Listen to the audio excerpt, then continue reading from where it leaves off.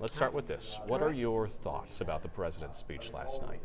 Well, I thoroughly enjoyed the president's speech last night. I thought that it was the right tone, it was optimistic, it was forward-looking, but he also took the time and the opportunity to recount all of the successes that he's had so far in just the first year.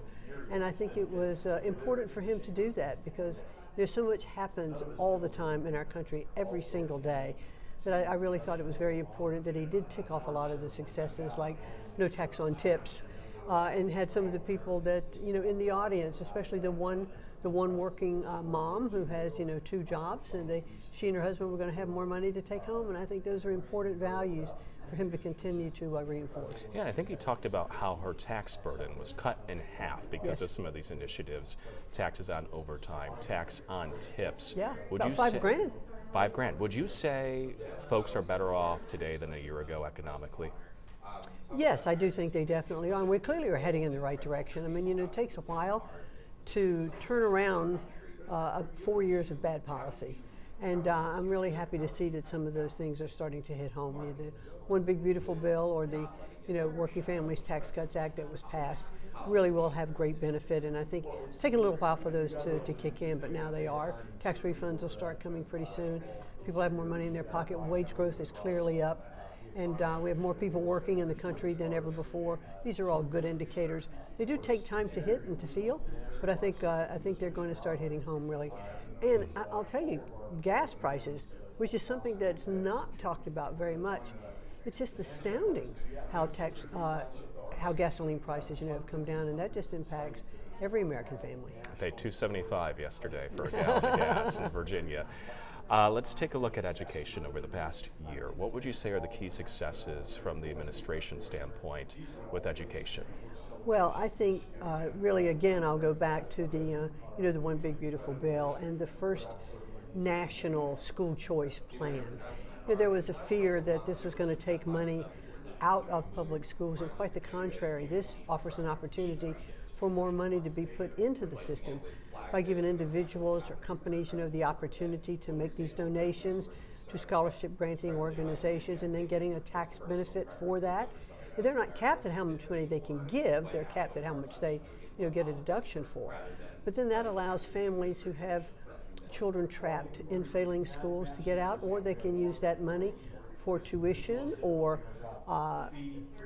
students with special needs can also access that money for more things that they need. So I think that's a really big benefit that's happened in education over the last year. In our viewing area, we have Washington, D.C. and much of Maryland. And when you look at D.C. public schools, when you look at Prince George's County just across the border, and even in Baltimore, you see these test scores of students in these schools, and they're failing math, they're failing reading, and a lot of families want help. They want the best for their child. Sure. What do you think about what's happening in our inner cities right now, and also some of the surrounding areas like Prince George's County, where test scores are not good? Well, the NAEP scores, the National Report Card scores, came out in January right after the president took office. So that's just been a little over a year ago. I don't think the next round of NAEP scores are going to show significant improvements across the country because measures are being put in place locally. But we've seen great turnaround in Mississippi, Louisiana, in Florida, Tennessee, I think Iowa. So we are starting to see those benefits, but that's what's so critical at the state and local level, because that curriculum is decided at the state and local level, and governors and superintendents need to be innovative. Parents need to work with their school boards. That local pressure is really what drives those education reforms. And so returning to the science of reading, and now even though it's not called the science of math, but there are other programs that are coming in for the math curriculum, getting back to basics on how we teach our kids, and those measures are showing incredible results. So I'm really excited to see that, but it's going to take a little bit of time again for those measures that are being put in place to start showing results, because you have to teach it, then you test it, then you have to see where different reforms you have to need. But we've started. Are you still seeing challenges from learning loss caused by school shutdowns during the pandemic? I think it's hard to know how long we will really see the effects of that, but there clearly still are effects out there. But I think we're past now being able to blame COVID and shutdowns for everything. These trends have been continuing downwards, since the Department of Education was established in 1980. These scores have been going down, so this wasn't something that just suddenly came onto the scene. And I think there were a lot of programs that tried to be put in place with the best of intentions, kind of a national drive down. No Child Left Behind, I think, was really inspired with good intentions, core curriculum, Race to the Top, all of those, but you cannot force feed these programs from a national level. You can offer suggestions, and my goal is to help to put together toolkits we can deliver to states to say, this is what I've been seeing with best practices. Take a look at these things, but I'm not the be-all and end all of the Department of Education. The strides that have been made so far have been made because local governors and superintendents have been innovative in their states. Governors are competitive. They want their states to do well. Let's talk about Virginia. You and I talk about Virginia quite a bit. Fairfax County, Loudoun County, Arlington, Alexandria, Prince William County.